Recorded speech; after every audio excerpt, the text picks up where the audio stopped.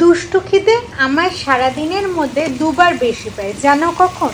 এই মনে করো সন্ধে সন্ধে হচ্ছে ঠিক তখন, আবার রাত জেগে নেটফ্লিক্স কিংবা মুভি দেখছি তখন।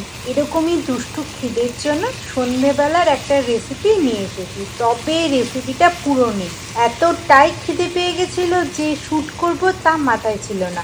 আর সত্যি বলতে ওয়েদারটা আমাদের এখানে এতটাই ভালো, ঠান্ডা ঠান্ডা সবে পড়ছে, বিকালবেলায় গরম গরম কিছু খেতে মন চায়। তবে একা থাকলে গরম চা কিংবা কফি, খুব বেশি হলে সিঙ্গারা বেক করে নিই, ওটা দিয়েই কাজ চালিয়ে নিই।